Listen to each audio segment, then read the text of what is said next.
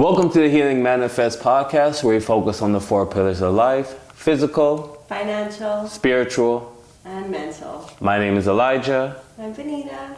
Thank you for coming to another episode. These videos, it's a lot of work that we put in, an amazing team behind as well. I hope you guys appreciate the episodes and what we're doing here. If you do, please like the video, share it with someone that you know, and if there's anything that you like in particular, please feel free to comment down below. Today, for the guest that we have here, he is the founder and he's the host for one of the biggest hip-hop podcasts that there is in Canada. They've managed to interview artists such as Roy Woods, Magic Jordan, Jesse Reyes, Waka Flocka, and I am probably going to be here all day if I list the people that they've honestly interviewed. Please welcome, I'm very grateful to have interviewed here today, Alex. Hey guys, humbled and grateful to be here. Thank you for coming out, man. And I remember the conversations that we've had, and I guess for people who've not been able to hear, like, the very beginnings of, like, the hip-hop guru, where you're starting it, like, from your home, and, like, how you had, like, the memes that you're posting and everything, and how you curated the hip-hop guru. Like, walk us through that beginning and how that came about. Yeah, absolutely. So I started the platform finding artists on SoundCloud, and then, like, I had no background in music, but I just had a love for music. So I would just find artists that I liked with, like, no following or anything like that, and then just want to give a platform for people that didn't have, like, it didn't matter if they had a large following or a small following, but I just wanted to create a platform where I could find artists and post them. And then just over time, I tried stuff, trial and error, and really it was just a lot of learning, but it was also a lot of, like, mental, like, preparation for telling me that I can do it and just kind of fighting that bump. And I wanted to create a positive narrative, because in a lot of news and stuff, it's like a lot of negative stuff. So I wanted to change that a little bit. Yeah. And, like, with yourself, with working on it, and I seen that you put on a lot of even local talent that I got to, like, work with and see, like Okeche, Mickey Blue, and artists like this in the city, and seeing that you're able to provide that platform for people that I even myself being able to be on tour with and experience, and being in this stage where it's hard for people to find someone, and you're someone who's there and you find that appreciation, you put that platform on. How was it for yourself, like, taking in where these people are grateful for what you do and how much people you're doing it for? How was that at the early stage where you're experiencing that? It was really cool, because honestly, like, you don't get a lot of gratitude or appreciation at the beginning from, like, the people around you. So seeing people support it and actually have love for it was, like, personal motivation to keep it going. And it was cool going, like, to shows and stuff and seeing artists with, like, smaller shows and, you know, still having the passion as if it was, like, a large show. So that was, like, it made me like the artists even more and stuff like that. So you mentioned about how, like, you would, connect with people who had 0 followers and things like that. So thinking back then, 2016, what made you, like, be so persistent? Because obviously it hasn't been an easy journey. We're in 2025. How many years is that? That's 9 years, honestly.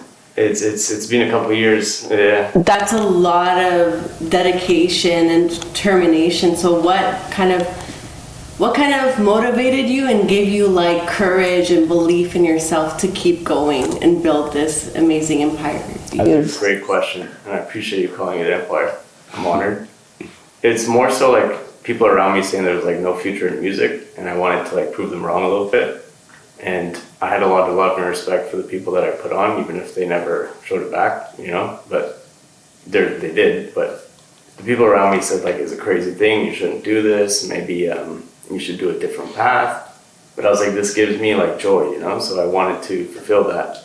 And for me, the biggest thing is, like, when you think you can do something, like, first of all, you're going to think first of, like, a negative, right? Because that's just how the mind works sometimes for some people, especially me. But I wanted to tell myself I could do it, and I kind of just had to add that mental, you know, ability to say, keep on going and continue it. And I didn't show my face on the platform for, like, 5 years. Yeah. That's the thing I noticed was, like, but it was in a way that was very fitting with the times as well, where, like, when I look back at it, it was almost like you showcase the artist, and there was parts where it almost felt like like you could feel like I should say that blog aspect that was put into effect that you utilized at the time. So even though you weren't showing your face, you did a great job of how you curated your page to do that. So because I imagine for yourself from what it sounds like, when you started off, you were nervous about showing your face at first. Was there like a thought process that you put through to doing it? Where it's like, I'm not going to show my face, but I'm going to do it this way so it works. Yeah, so I wanted the brand to speak for itself before like people knew or associated face with it. So I wanted it to kind of, because I knew like if it were to grow and people would respect it, then, you know, it doesn't matter who it is, you know, but once there's a face to a brand, people kind of associate that with only the person. And I never cared to like be on camera or anything like that. I more so wanted it to just be, you know, see if people actually respected it and go from there. And what I wonder is going through the experience of like having like the growth that it had, and like you said, you weren't really like expecting too much from anything. You were just like, I'm keeping consistent. I'm doing it because I want to do it.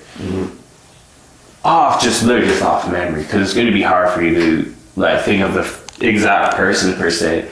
But what would you say was the first person that you got to work with where you're like, okay, like they want to work with me, like this is going somewhere now? What was that like? Who was that, if you recall? And what was that experience like?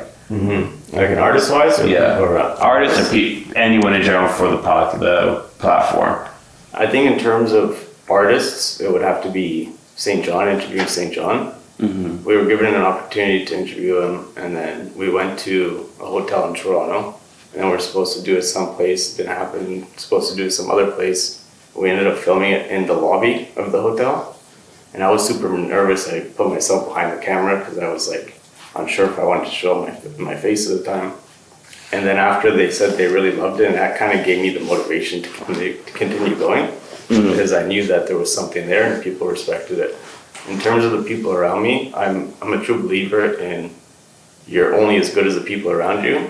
So anybody who believes in it, I'm like super humble and grateful, because during that time that I didn't believe in myself, there were people there that believed in it as well, and that gave me the motivation that I didn't have before. And there's so many names I can name, especially Kimia. You know, Kimia, call her Keem's the GOAT. We would be, excuse my French, screwed without her, you know? So we're humble and grateful. So like what I wonder is, like I remember seeing those early interviews where, and even those ones, it was, you didn't show your face, but it almost felt like, if I was to compare it gave me very like almost Vlad TV kind of vibes, like innocently, like an innocent kind of thing. But like behind the camera, I got that a lot. Actually. Yeah. And like a good way where it's like, it had this feeling where it's like you were behind the camera, but we had this sense of the person who's behind it. And even understand it's like, okay, this person who is behind the camera, they are like the person who did everything previously, right? So like, was there like a reaction, I guess, when you first were in front of the camera, you first showed your face, that you noticed? So it's funny because I got that a lot as well, and I was like, maybe I should switch it up a little bit. I think there was a time that we interviewed an artist on Zoom, and I was super nervous because at the beginning I was trying to like read off the paper and also memorize it, and then like in my mind I went cross-eyed because I was like trying to be perfect, and then I kind of lost my, you know, when you get up too fast and you like start to see the stars. Yeah. That's what I was starting to get. So I don't know, it's just over time, and I was told that like reading off a paper wasn't good, and I'm like, you know, if I feel comfortable with it, what does it matter? And then I started getting artists to like sign the interviews, and I started framing them. So it really taught me that you don't have to really follow a blueprint. There's no such thing as a blueprint for everybody. Something that might work for somebody else won't necessarily work for you, even if you try to follow the same path. But you have to kind of reinvent the wheel kind of thing. Do you feel creating this podcast like helped your like the way you view yourself and like just believing in yourself? And what do you have any advice for anyone who wants to do something like that? What would that be? Oh, for sure. I think the biggest thing is you kind of, if you're doing something, you have to have 100% belief in it, that what you're doing is right. Because people won't tell you any sort of congratulations until they see other people doing it. So you really just have to believe in your path and stick with it and not hear outside noise and always try to just put stuff out. because if you don't release something, nobody will ever see it. And even if it's like 200 views, it doesn't matter because that means there's 200 people that are watching it. And over time, you're going to have to go with that and appreciate the journey because there's humble beginnings as well, right? So if you don't want to put something out because you're scared that it might not do well, you know, maybe it's not the right path because you kind of have to block out the noise and just know that you are capable of what your like full potential is and just see that through the whole time. Always be humble though. Mm-hmm. Yeah. You mentioned that you were you know, sometimes negative. So what keeps you positive and what kind of changed your mindset to be more positive rather than negative? That's a good question. Definitely the people around me telling me that what I'm doing is right. And because I always feel like I could do better when there's more growth and opportunity, or maybe I missed out on something, maybe I didn't do it the right way. And then you watch stuff back and you're like, oh, I should have said this instead of saying this. But yeah, no, the people around me definitely keep me grounded and appreciate, you know, that what is going on is right and that we're doing something that could potentially motivate other people. Like, even see it with yourself, with what you're mentioning with the aspect of your confidence and how the hip hop group, how, like doing everything that you've done with it, how it's helped for yourself and your confidence. Is there other things that you see, because with growth of a business, it becomes so much of you. Is there other aspects that you look at and you're like, it's helped improve you in these ways through the journey? Mm-hmm. Definitely failing a lot, you know, because you can't grow without trying stuff and, you know, failing and then trying to get back up. Because if you do something and it goes well, it's like if you succeed really fast, you won't appreciate, you know, the losses that it took to get there.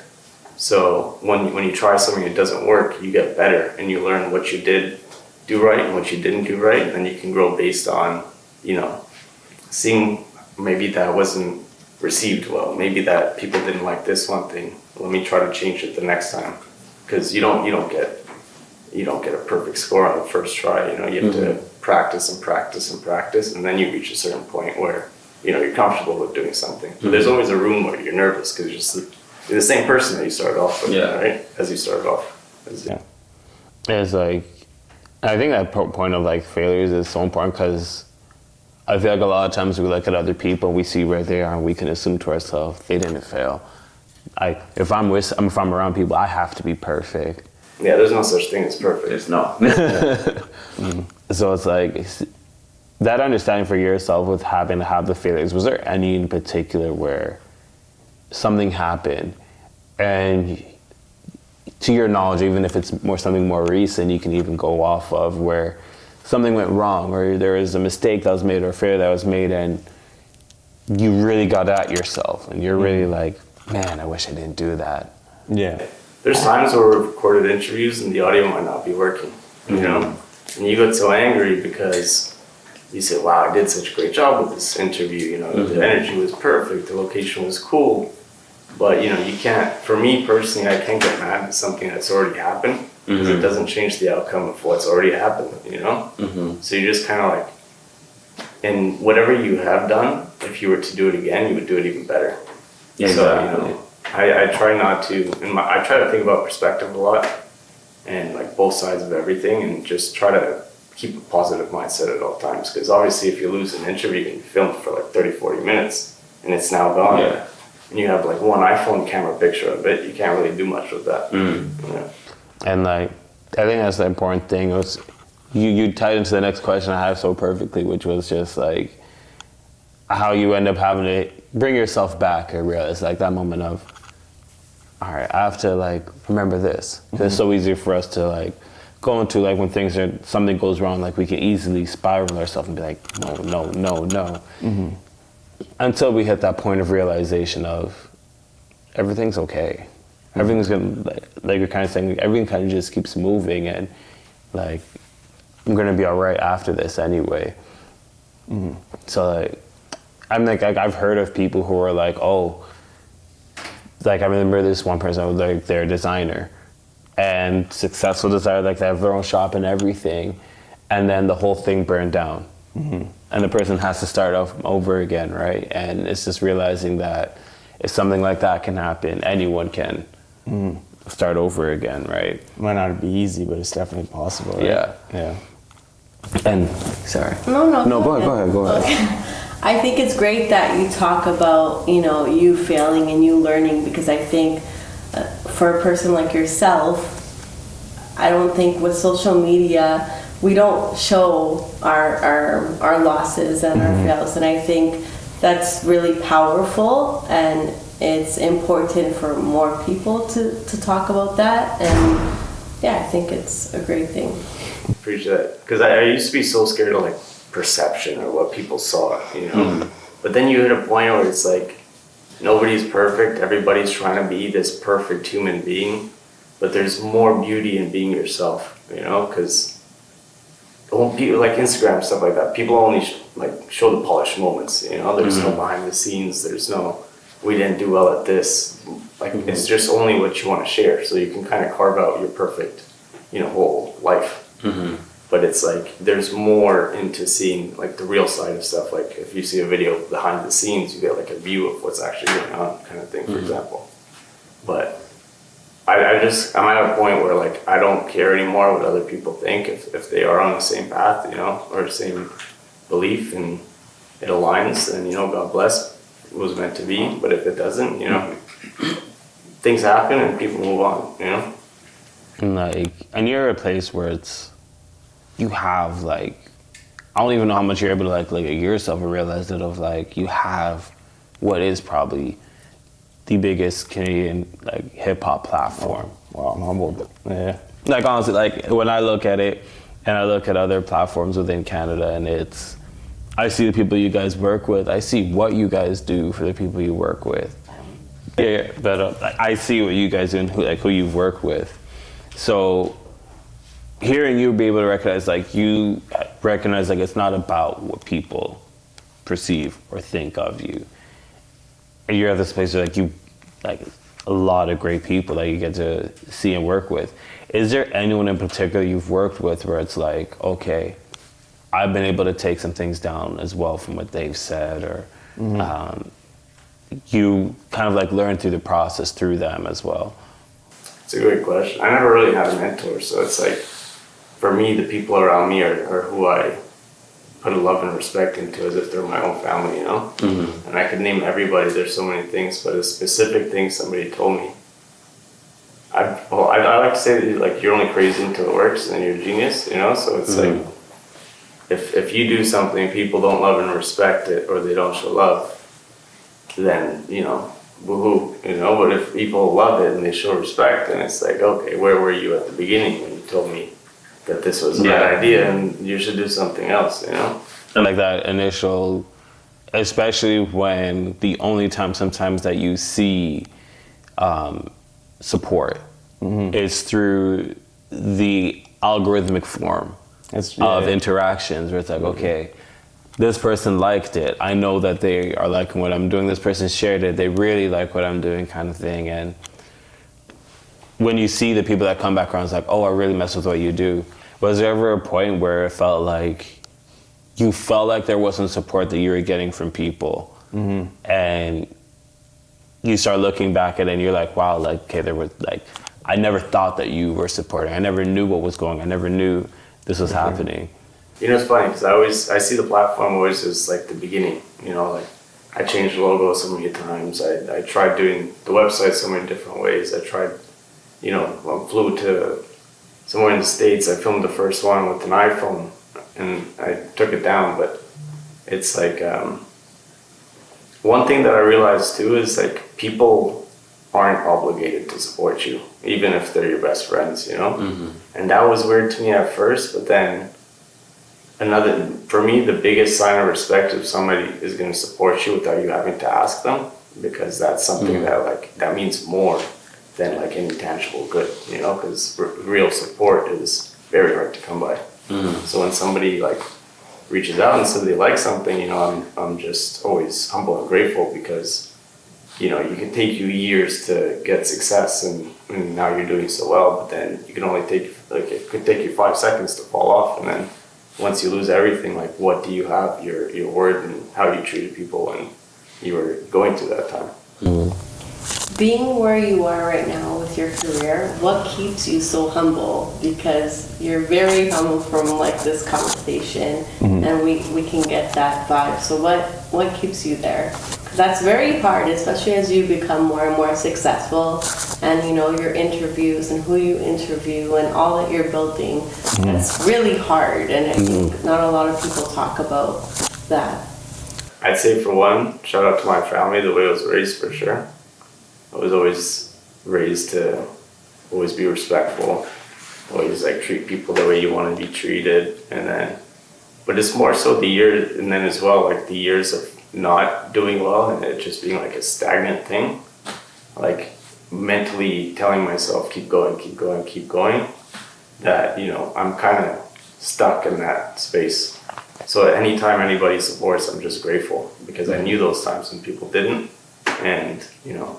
Being at a point where people even have a love and respect for it now, you know, I'm just so honored because I didn't see people in that same way doing it, like say down the road that they might do now. So, but also if you're rude to other people, they're going to be rude back, right? So why should people be nice to you if you're just kind of an asshole? You know?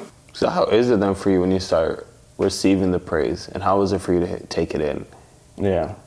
So I'm not that good at responding because sometimes I'm monotone a little bit. Yeah. So I'm just always super grateful, but I'm just it like kind of takes my breath away. You could say, because I'm like surprised when people say it's like nice things, and you know it's just like you put so much hard work. What you want is you want to get like awards, but awards mean nothing, you know. So if there's somebody there, that's the biggest thing a award can get. Yeah. It's like whenever I walk into the room and people told me not to use the paper and I look at the signed interviews, you know, that kind of, it's like a light goes on in my head. I'm just like that, you're doing the right thing, kind of stay on that path. Keep doing what you're doing.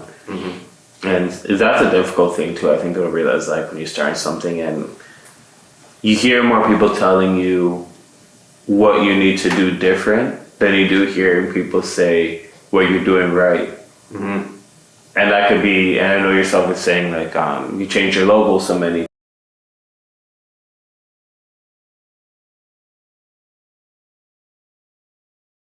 Is there that point even for yourself where you're like, okay, you take it all in and everyone's saying do this, do that different, and you're just like, okay, I just gotta listen to me at this point.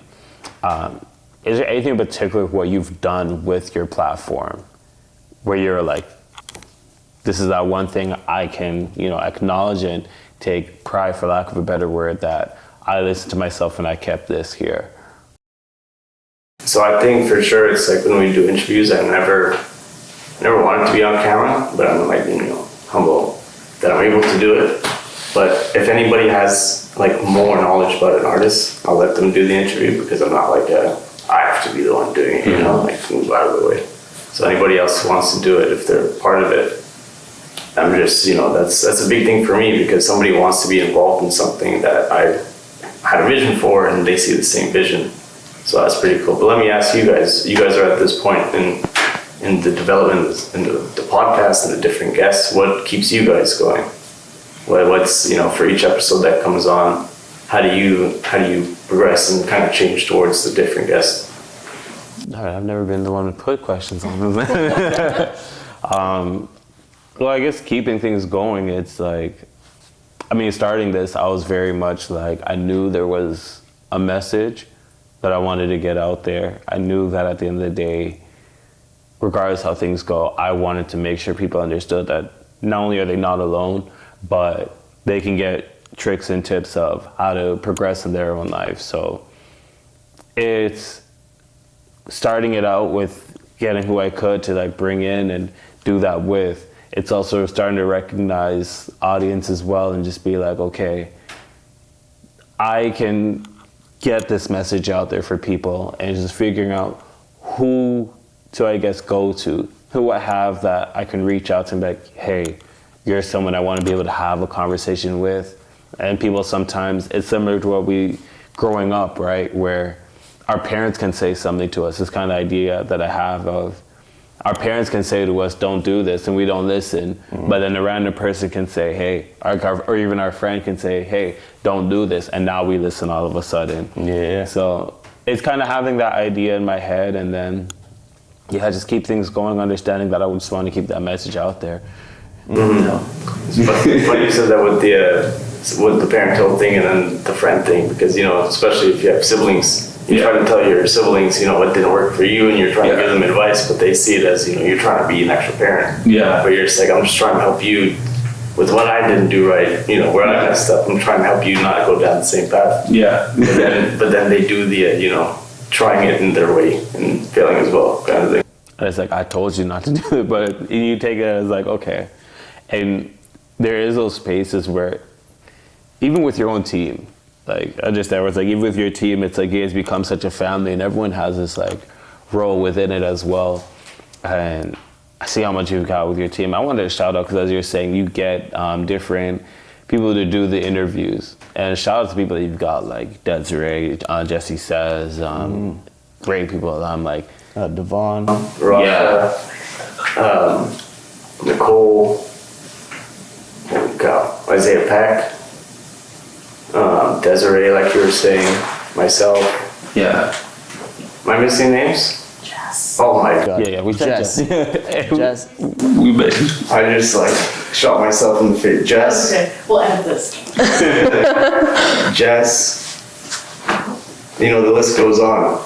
The list goes on. I could say, and then also Jeremy. Jeremy was one of the first people that, really saw the vision. That's my dog.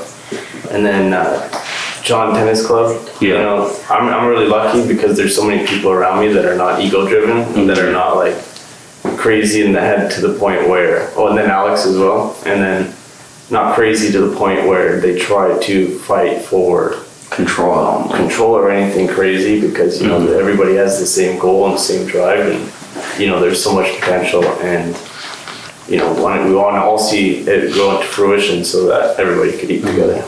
And like, with so much people you got to work with, because so many years and so much interviews essentially you guys have done in this process, like, you get to have like a team, and you have people that you get to work with, and when you have this team that you curate, it's like, when work says it almost comes off corny when they say it's like, yeah, it's like, we're kind of your family too, but it's like, you get to have this family since you get to curate, and you get to help put people where it's like, okay, I recognize your strengths here, I'm getting to put you here, and so forth. So when you like sort out the interviews, is there moments where it's like, because you were saying yourself, you're like, okay, like there's times where you don't feel like you're the person who's the right person for this interview, this person knows them better. Is there other things that you end up putting into perspective, like, okay, I'm gonna get you to be the person to get that, to interview this person, or I'm gonna have this person's gonna be the production team essentially for this interview. What's that process like for yourself? Yeah, so like the Jesse one, I was like writing it up, and I was like, maybe it would be better if there was like Russia there as well, because she's the girl too, and then maybe the energy would be a little bit better. But she was super positive, Jesse. That was one of the coolest ones we were part of. But yeah, she did that one. She was incredible, and then Kiana was there filming that one. It was just like everything went perfectly, and then like Mucho does like Afrobeats interviews as well. He also interviews Sad Boy, 24K Gold, and so it's not like limiting to genre, but it's also, or if I say we're going to interview this artist and somebody says, I really love that artist, if they're going to have more kind of energy towards the artist, or for me, if I'm going to, feel like I'm not going to be as good as certain other artists, then by all means, it's theirs, Seeing that you started this by yourself, is it hard to give control to other people and trust them and kind of give them that? Like, was that difficult, and how did you get there? How did you get to this point now where you're able to kind of let go and kind of sit back?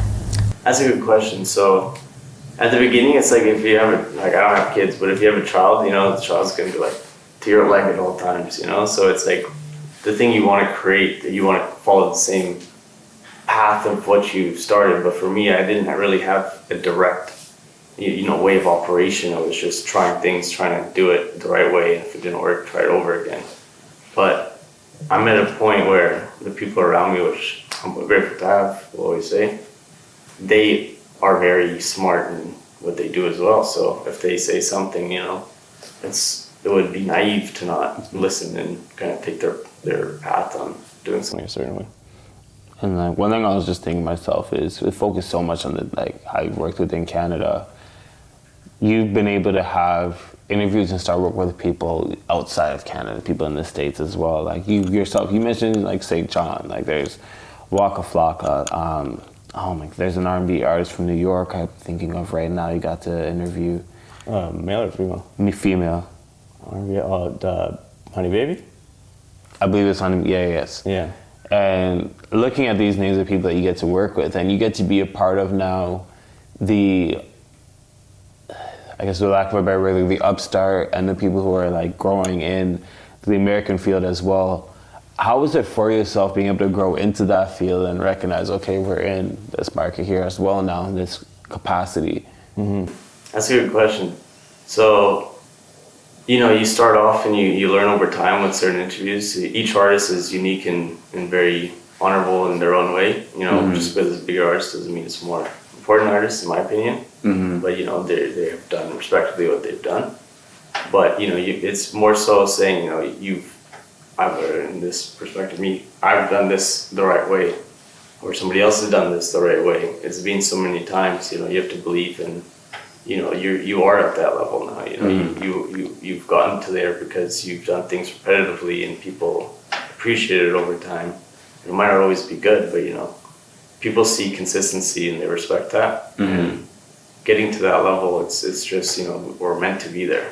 We when we're happy to be there, and we'll continue to be there as long as we continue to deliver and meet with artists and respect them. Because the hardest thing really is when you go into an interview, usually you're meeting the person for the first time, you have like 1 or 2 minutes to break the ice with the person, and they assume the majority of the questions are going to be like kind of some dating questions or like some crazy shit that they wouldn't want you to answer.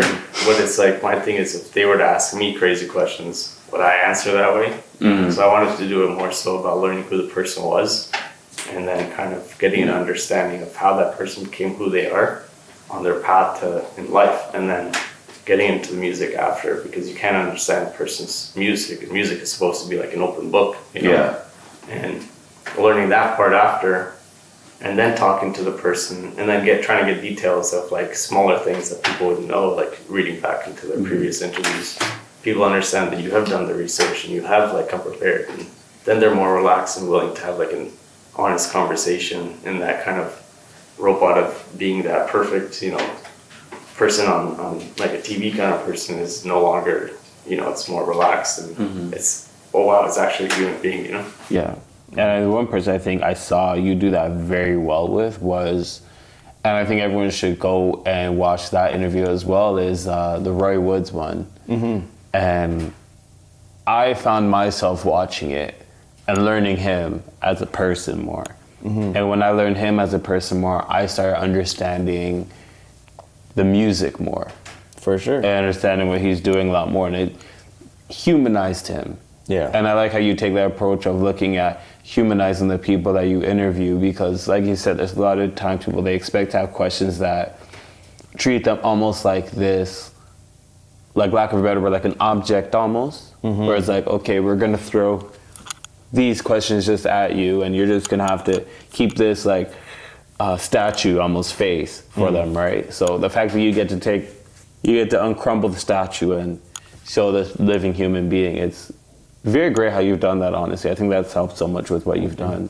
That interview as well, Jess did that one. Yeah. And she had known him for a couple of years before, and it was just so much better because it was like It's like two friends catching up. Exactly, right? So it wasn't like, obviously I wanted to interview him, but when Jess said that she wanted to do it, I was like, say no more, like instantly you're doing it, Yeah. And Jess, it was all Jess that came up with the questions and the energy, and it was like, even watching it, like when it was being filmed, I was like, holy shit, this is really good, With the position you're at now, like, you were able to like put that amount of like, where you would have had the control over the questions, everything, and it seems like you've been able to have peace with relinquishing the control to the people that you work with, because it's like, you know these people, you know their mindset enough where it's like, I can be like, you got this.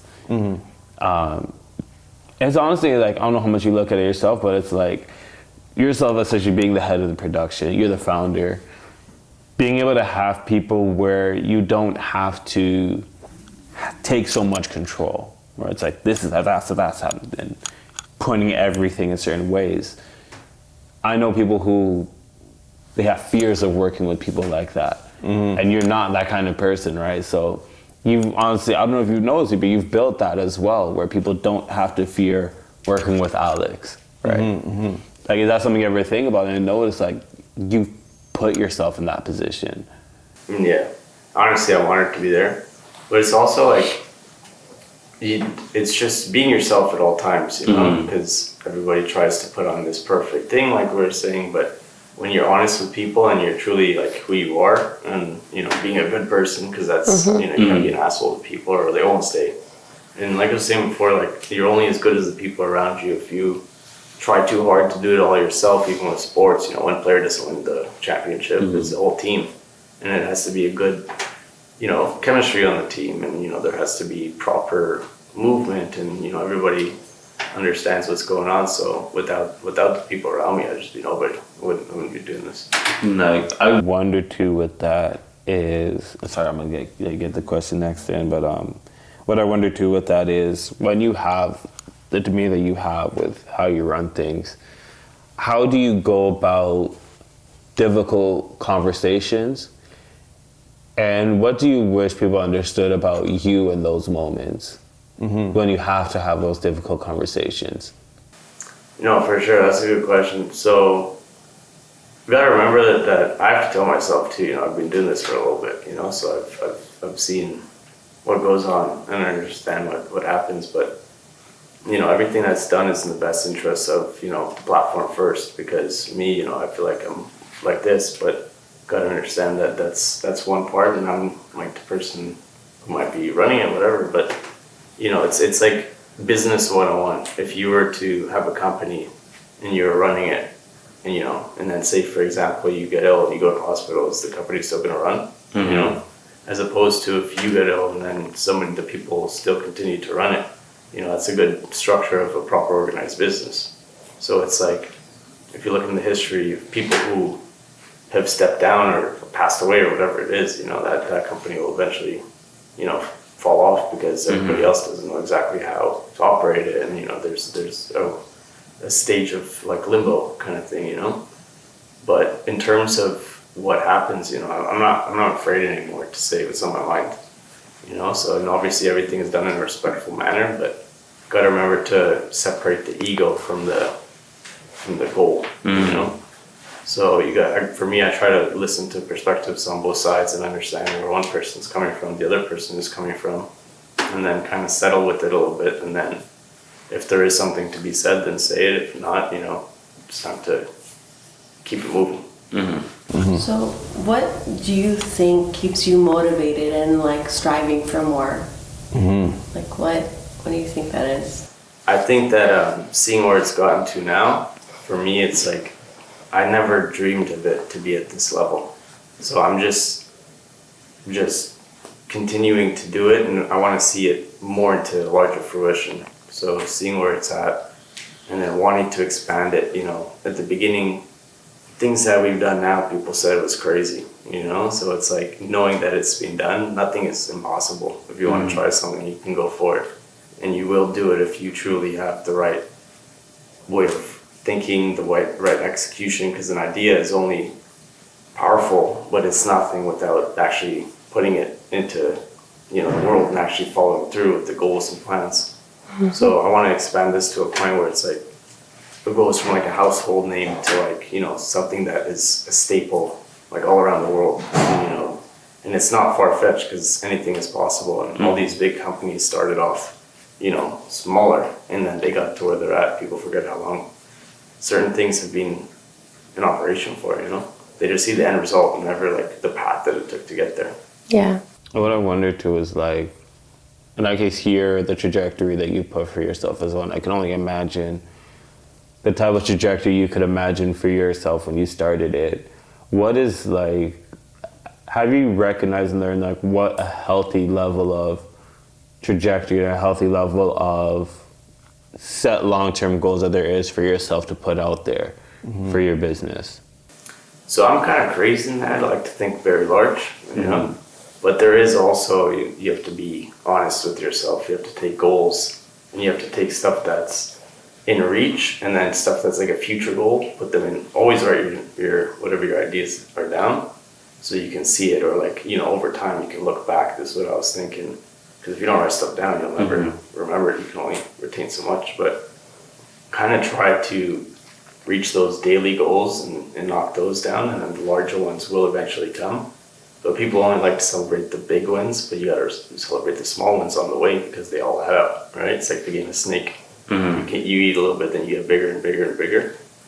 But, you know, getting on those tangible goals and then kind of following through and always making new goals, because, you know, like we were saying before, you can really get up there, but the second you kind of relax, then you fall off. Because like BlackBerry, for example, they thought that they were at the top of the world, right? And then they got complacent, and then, you know, Apple came and Samsung came, and just like that, they became a software company. Yeah. That's the crazy thing I find in business is like, there's not really a stagnant. It's you're growing or you're going down. It's crazy. It's like, and you, like, I imagine for yourself, you feel it too, where it's like, okay, if I'm not doing this, it's not going up, but it's understanding that positive, and like, I guess I'm more so that mindset of like, there's a healthy growth. There's like, even if it's like, we're trying not to do this because this ends up going here, but understanding like how to do this essentially with it. Keep it on a healthy, like, even if it's a slow growth, it's a growth kind of mindset. And it's like, even if it's, there's no fall without there's no true demise, I should say, if things have not been budgeted and put into certain like ways, essentially, for lack of a better word. And it sounds like you're someone like, you have the big goals and you reach for the where things are small and at hand. Was there even places yourself where you had to learn how, when things are coming in, it's like, okay, I gotta learn how to budget things, I gotta learn how to plan things in this way, so that even if things are not, you know, so even when things are not going all the way up, it necessarily, there's a comfort level that's kept there. So like, you know, it's tough because you want to do so many big things, right? But you got to remember too, at the beginning, like even now, like we do a lot with a little, because we're not the biggest company in the world. We're not making like $1 bajillion, you know. We're just still like trying to make it, you know. So it's like, some people, you were saying like we're the biggest one in Canada, and I appreciate that, but like we're trying to reach that level, and then we're trying to reach like the other parts of the world, and, you know, eventually spread out. But, you know, we really try to do the most of what we can with what we have available, you know? And you don't need, people always think you need like a $100,000 camera setup, you know? You don't need that. You can do a lot with an iPhone, you know? And it's just being adaptive and knowing when to start things and, you know, when to do it, because you never know what's going to take off. It could be the smallest video that had absolutely no editing done to it, you know. And the social media is funny because, you know, you kind of have to work with that and understand that you could get lucky, might go properly, and you might not get lucky, you know. But you got to move on to the next one, continue it, and keep on putting stuff out. So going back to like your outlook, and like, the more you're talking, the more I feel like you're really on a self-improvement journey, and like you're really into that. Have you always been like that? How did you come about that? Like, how did you start to, you know, grasp this mindset? And See, that's funny, because I've like failed so many times. It kind of humbled me, you know, because I always wanted to. You pray for like fast success, right? You start something and you want instant gratification, but you have to understand as well that things take time. And like, you know, the saying, Rome wasn't built in a day. You gotta each day try something new and keep on getting better, and keep on getting better, and try, and then keep on getting better. And I think that the longer journey to success definitely gave me more of an appreciation for success, because it's not like it was given instantly and it was removed, you know? Failing and understanding and appreciating, because I used to get really mad when something wouldn't go the right way, but it's more so understanding that things don't happen at the right time for you, not because you don't deserve it, but it's like to prepare you for when it does happen, so you do have an appreciation and you know how to do it properly and you continue doing it properly. So, you know, people are so scared of failure, but you really need it in order to become who you're supposed to be, and also have a understanding of what happens when it doesn't go wrong and what happens when it does go right. Because if it does go right and you don't know what to do if it doesn't go right, then you're kind of in this void of, you know, what do I do next? Is there any failure in particular that you would say, that you'd feel comfortable as well on camera sharing, that is like, you could look at it as like, that was one of your greatest failures? You know what I mean? You know, I tried to apply to a couple different companies and I got declined like a couple years into my thing. And at the beginning I was mad. I'm like, why don't they want me? What didn't I do right? Blah, blah, blah. But then I actually printed off the emails of the decline and I put it like on a frame on my desk. So I just use that as motivation to know, you know, it doesn't matter if you're told you're not good enough at one point, eventually people will see, you know, that what you've done, you know, and people will tell you that you've done great things, you know. So You're able to look at that and be like, at one point this was said to me. So if this person was able to say this to me at this point, there's no reason that down the line someone else, like, there's no reason that I can't keep growing, essentially. for sure. And like also I worked at an independent record label, you know. We had some ups and we had some downs and it failed. And then after that, like then I was like, you know what, if I could do it there, I could do it by myself. So then I tried like artist management. I wasn't necessarily well acquainted with all the parts of the industry, so, you know, respectfully parted ways but still friends with them, you know. But it's like you gotta try things and really kind of, if you don't do it, like nobody's gonna help you unless you try to do it yourself first. Because like, why should people respect you if you don't necessarily respect yourself, you know? Honestly, like, and this is a lot of what I'm looking at, and I feel like you got very much into like yourself and like the business aspect. That's what I appreciate so much of yourself. And honestly, I appreciate you coming out here today. And again, I really want you guys, make sure that you watch the Hip Hop Guru podcast, follow them. You're gonna get so much more of a deeper understanding of Alex himself as well. Follow him as well. Have all the socials down below.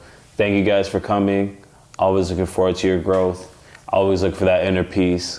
Thank you again for coming. Appreciate it. Thank you very much. Thank you. To you guys that are with us, again, like, comment, subscribe. Peace. All right.